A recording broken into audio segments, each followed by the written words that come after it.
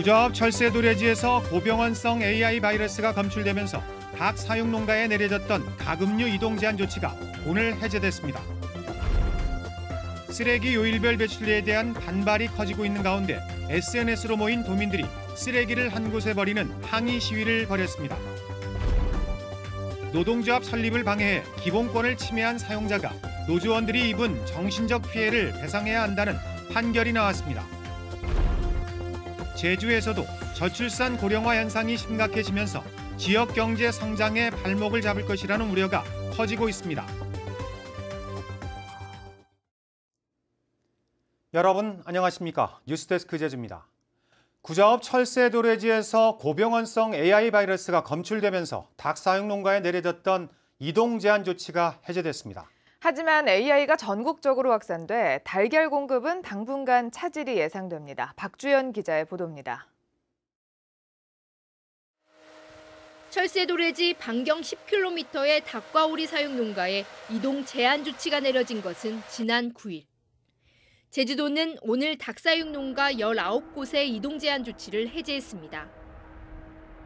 철새 도래지에서 바이러스가 검출된 지 일주일이 지났지만 주변 농가에서는 키우는 닭에서 AI 증상이 나타나지 않았기 때문입니다. 활력과 산란율, 그리고 사료 섭취량, 음수량, 특이 동향 없이 아주 건강한 상황을 보였었고, 분변 검사를 실시했을 때 아무런 문제가 없었습니다. 이들 농가에서 키우는 닭은 57만 6천 마리. 도내 사육량의 40%를 차지해 설을 앞두고 닭고기와 계란 수급에는 다소 숨통이 트일 전망입니다. 이동 제한 풀리는 것뿐이지 마음은 조마조마하죠. 또 발생하지 말라는 법도 없고 하도 철새 도래지에서. 제주도는 나머지 오리 농가 한 곳도 오는 20일까지 이상이 없으면 이동 제한 조치를 해제하기로 했지만 철새 도래지 출입은 당분간 통제할 계획입니다. 사람이 혹시 와서 이렇게 분변이 신발에 묻어서 사람에게 인체 감염이 될 우려도 있기 때문에 그런 거 저런 거 다 고려해서 4월까지는 계속 통제해 나갈 예정입니다. 특히 도내 계란 공급량이 AI 발생 이전보다 15%나 줄어든 데다 전국적으로 AI가 좀처럼 수그러들지 않고 있어 계란 수급 차질은 당분간 계속될 것으로 보입니다. MBC 뉴스 박주연입니다. 쓰레기 요일별 배출제에 대한 불만이 갈수록 커지고 있습니다. 행정의 책임을 도민들에게 전가하고 있다는 건데 SNS로 모인 시민들이 쓰레기를 한꺼번에 쏟아부으며 요일별 배출제 철회를 요구하는 시위를 벌였습니다. 이소연 기자가 취재했습니다. 제주시청 근처의 한 클린하우스에 시민들이 모였습니다. 집안에 모아뒀던 플라스틱 쓰레기를 차례로 쏟아붓습니다. 쓰레기를 가져온 사람들은 SNS를 통해 모인 시민들. 요일별 배출제에 반발해 쓰레기를 산처럼 만드는 퍼포먼스를 진행한 겁니다. 도민 저항의 날 퍼포먼스가 시작된 지 10분도 안 돼 이 클린하우스에는 플라스틱 병으로 가득 넘쳐났습니다. 시민들이 분리수거는 잘 하고 있는데 이제 시 행정에서 사실은 분리수거를 잘 안 하고 있다가 이제 요일제 배출이라는 것은 결국엔 행정의 편의성만을 강조하는 정책이거든요. 시민들은 쓰레기 요일별 배출제를 당장 철회하고 무리하게 정책을 추진한 제주시장이 사과하며 제주도가 쓰레기 문제의 근본 원인을 분석해 합리적인 대책을 세우라고 요구했습니다. 자발적 저항의 행동을 무시한다면 불씨에 기름을 붓는 격이 될 것임을 엄중히 경고한다. 제주도는 이달 안에 보완책을 마련해 쓰레기 정책 로드맵을 발표할 예정이지만 요일별 배출제를 폐지하지는 않겠다고 못 박았습니다. 지금 현재 시간제 요일제 배출 관련해 가지고는 자원순환형 사회로 가기 위한 가장 기본이 되면서도 어떻게 보면은 우리 시민 여러분께 협조도 구하고 우리 도도 같이 하면서 협력해 나갈 가장 중요한 사항 중 하나입니다. 하지만 시민들은 요일별 배출제가 철회되지 않으면 도민 분노의 주간을 지정하거나 도지사와 시장에게 명절 선물로 쓰레기를 보내겠다는 입장이어서 논란은 쉽게 가라앉지 않을 것으로 보입니다. MBC 뉴스 이소연입니다.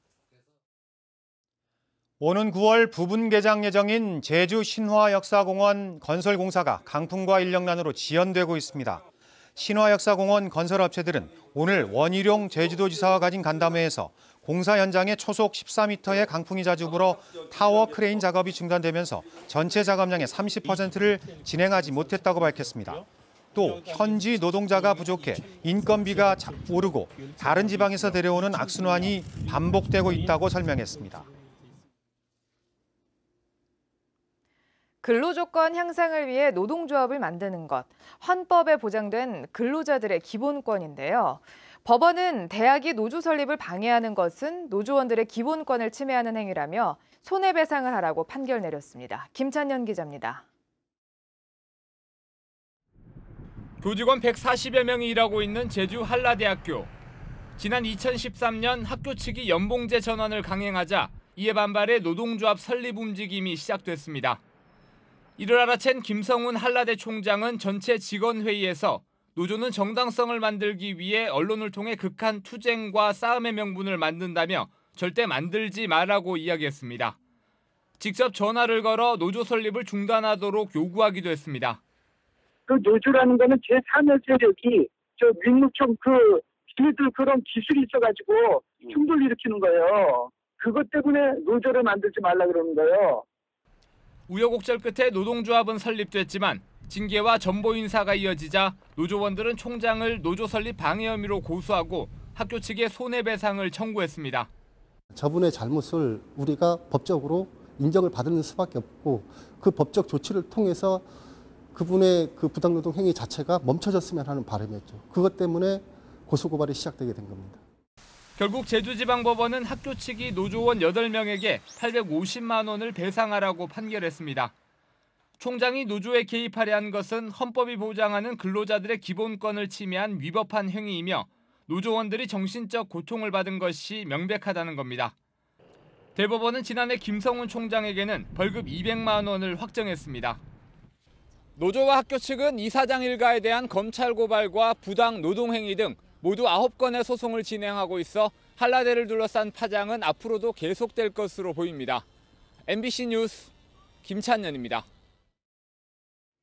제주시 노영동에 들어서는 초고층 건물인 드림타워 호텔 분양가가 3.3제곱미터에 1,700만 원대로 잡혔습니다.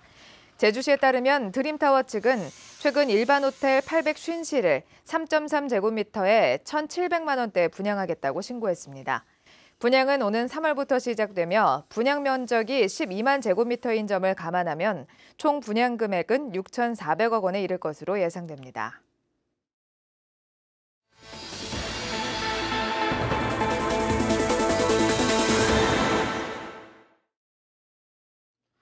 장수의 섬이라는 제주도, 고령화도 빠르게 진행되고 있습니다. 저출산 현상까지 겹치면서 경제 성장의 발목을 잡을 것이라는 우려가 많습니다. 신년기획 마지막 순서, 고령화, 저출산 문제의 실태와 과제를 홍수연 기자가 짚어봤습니다. 어르신들이 바느질로 수의를 만드는 한 일자리 사업장. 65살 이상 노인 12명이 교대로 일을 하고 있습니다. 넉넉하진 않지만 용돈이나마 직접 벌어 생활할 수 있는 것에 보람을 느낍니다. 여기 돈이 많지는 않겠지만 자식들한테 매달 그 돈을 받아서 쓴다면 얼마나 괴롭겠어요. 근데 자기가 벌어서 쓰면은 참 좋고. 도내 65세 이상 고령 인구는 8만 7천 명. 전체 인구의 14.6%로 전국 17개 시도 가운데 8번째로 높습니다.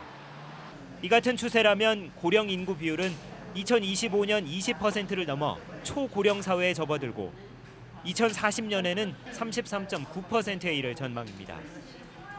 생산활동 인구 100명당 노인을 뜻하는 노년 부양비도 2040년에는 62.8%까지 높아집니다. 반면 출산율은 1.4명까지 떨어진 채 10년째 제자리 걸음을 하고 있습니다.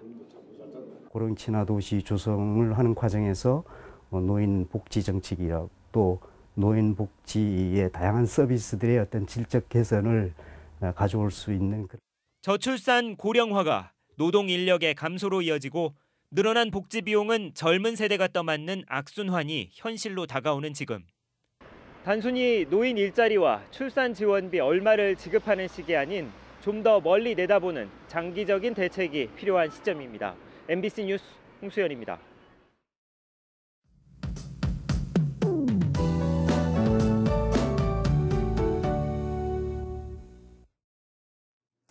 네, 주말을 앞두고 다시 기온이 급격히 떨어지고 있는데요. 찬바람까지 점차 강하게 불면서 현재 일부 육상에는 강풍주의보가 내려졌습니다. 산간에는 내일 새벽을 기해 대설 예비특보가 발효 중인데요. 오늘 밤부터 내일까지 5에서 많게는 20cm가량의 폭설이 예상됩니다.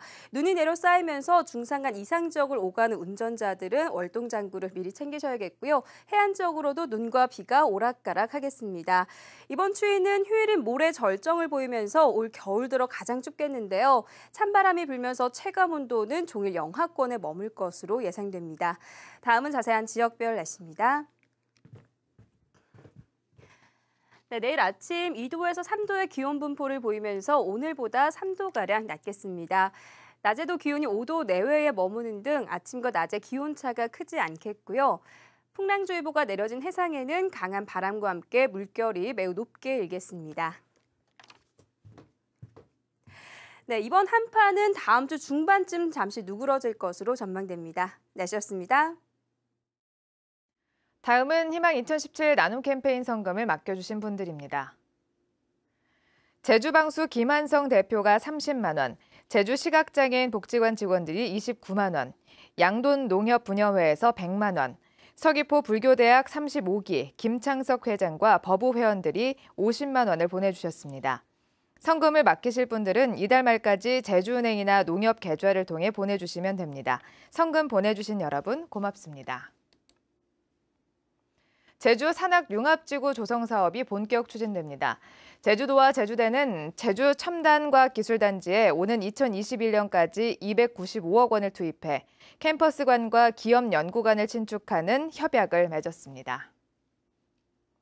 뉴스데스크 제주를 마칩니다. 함께해 주신 여러분 고맙습니다.